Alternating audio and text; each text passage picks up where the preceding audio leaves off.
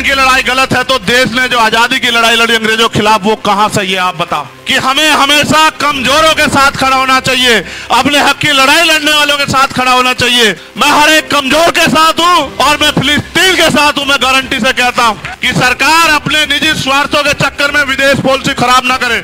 आप अटल जी का बयान सुनना, अटल जी फिलिस्तीन के साथ थे, नेहरू जी फिलिस्तीन के साथ थे।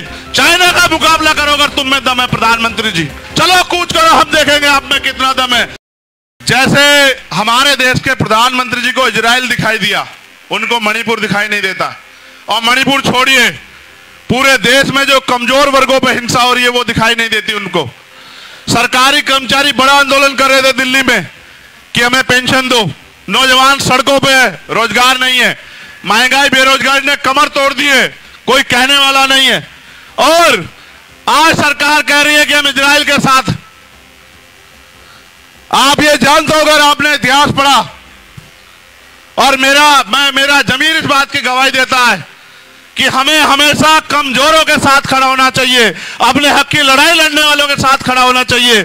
आप इतिहास उठा के देखो, अगर आप ये बात जानने का प्रयास करोगे इजराइल और फिलिस्तीन को, तो आपको पता लगेगा कि जिस तरह हमारे देश में हम लोग, इस देश के मूल निवासी, दलित, पिछड़े, आदिवासी और जो धार्मिक अल्पसंख्यक लोग हैं, वो जो बेबस लाचार हो रहे हैं अपने देश में वोट होते हुए भी, इसी तरह से इजराइल ने फिलिस्तीन की जमीन पे कब्जा किया और फिलिस्तीन के लाखों लोगों को बंदी बनाया और फिलिस्तीन को अपने देश में वहां के लोगों को मरने के लिए मजबूर किया।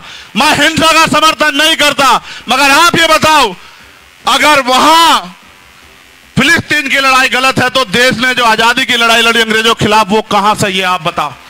यहां भी तो शहीद आजम सरदार भगत सिंह ने अपने प्राणों के बलिदान दिए, उनकी यूनिट ने प्राणों के बलिदान दिए अपनी मातृभूमि की रक्षा के लिए, उसको आजादी के लिए अंग्रेजों से। अगर आज उस बात को वो लोग गंभीरता से आगे बढ़ा रहे हैं तो मैं क्यों कहूं मैं इजराइल के साथ। मैं हर एक कमजोर के साथ हूं और मैं फिलिस्तीन के साथ हूं, मैं गारंटी से कहता हूं। क्योंकि अगर किसी का हक छिनेगा वो चुप नहीं बैठेगा, सरकार को जवाब देना पड़ेगा कि सरकार अपने निजी स्वार्थों के चक्कर में विदेश पॉलिसी खराब ना करे। आप अटल जी का बयान सुनना, अटल जी फिलिस्तीन के साथ थे, नेहरू जी फिलिस्तीन के साथ थे, इंदिरा गांधी फिलिस्तीन के साथ थी।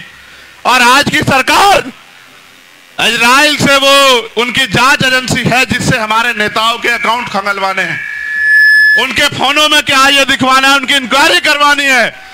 अपने निजी संबंधों को बचाए रखने के लिए अपने देश की फॉरेन पॉलिसी खराब कर रहे हो। चाइना का मुकाबला करो अगर तुम में दम है प्रधानमंत्री जी, हम आपके साथ खड़े हैं। चलो चाइना की तरफ आगे बढ़ो, चलो कूच करो, हम देखेंगे आप में कितना दम है। आज से पहले गोली हम खाएंगे, ये देश हमारा है, इस मुल्क के लिए शहादत हम सहेंगे।